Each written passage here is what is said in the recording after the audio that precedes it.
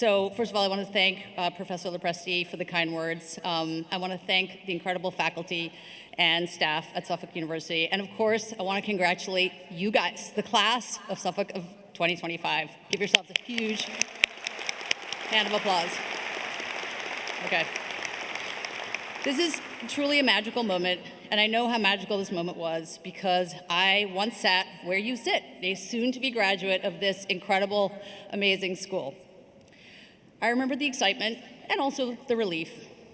And I remember my graduation ceremony as a PhD student here, where I sat as a single mom and had put the wrong diaper on my daughter, who then was not yet 2 and decided to pee in my lap.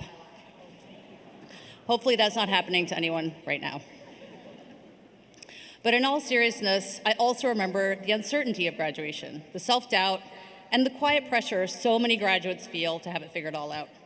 So I come to you today with not just as a scientist and an entrepreneur and someone who has done all those things that Professor Lopresti mentioned, but as someone to tell you that feeling the tension between where you are now and what you're supposed to be is your path in life. And I have some good news and some bad news. So I'm going to start with the bad news. This feeling of uncertainty that you have today, unfortunately, is not going to go anywhere. At least that's been my experience. Challenging yourself and pushing yourself out of your comfort zone, which I'm sure all of you are going to do, is going to make you constantly feel, can I really do this? So that's the bad news, okay? It's not going to go away. But the good news I'm going to tell you in the form of a story. So I fell in love with neuroscience when I was 21 years old, and it was in the basement classroom of Dartmouth College. I am the daughter of a mother who has schizophrenia. All my childhood and the rest of my life, I've witnessed a mind and a life eaten away bit by a very severe mental illness. And I wondered why this person I loved was falling prey to this tragic disease.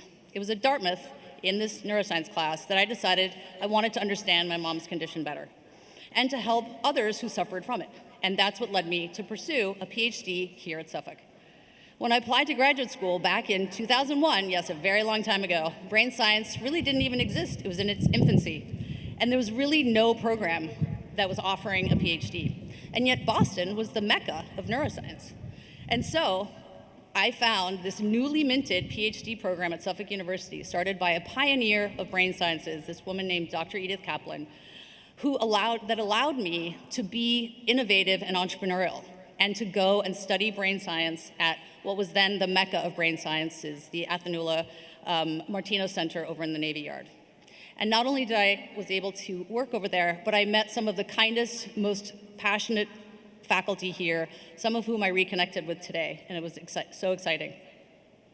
But as I sat there, a first-year graduate student in this giant imaging center over in the Navy Yard, surrounded by Harvard Medical School postdocs and faculty, it was not only a pinch-me moment, but it also brought on major imposter syndrome. And unfortunately, it was one of many moments of imposter syndrome to come. A few months after I had graduated my PhD, I started my postdoc at MIT. And again, I started to feel that imposter syndrome. However, I pushed forward. And I asked myself, am I really helping people like my mother who've been devastated by this chronic disease, staying here and doing research? And the answer, I thought to myself, was maybe not. And so I decided I wanted to help take these discoveries out of the lab and into the real world. And so again, I did something not really expected, and I applied to business school. And it was kind of an unpopular decision among all my PhD colleagues who said, why do you want a kind of BS degree? You already have a real one. But that's not the path that I chose. I didn't listen to them, and I decided to go to HBS. And again, there was the voice of the imposter syndrome saying, do I really belong here? Here I was, a 38-year-old single mom amongst a sea of much, much younger people. And that happened again when I started my company. So I'm here to tell you that this voice of imposter syndrome, at least for me, has literally followed me around. But I've learned something really, really important about imposter syndrome. Imposter syndrome tells you that you don't belong even when you're already in the room.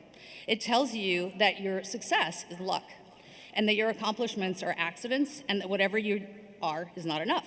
That's the bad part. However, my advice to you, and this is what I've learned, when you hear the voice of imposter syndrome, take it as a sign that you're exactly where you're supposed to be. When I think this is crazy or I'm not qualified to do this, I realize that's just my brain's way of saying, wow, this is incredibly amazing, and I'm getting the chance to do this, and it's going to be incredible. It's not a sign that I'm in the wrong place or anyone else here who suffers from it is in the wrong place. It's a sign that you're pushing yourself to the limit and that you're going to do something incredible and bold. The people who change the world, in my experience, are rarely the ones who feel comfortable doing it.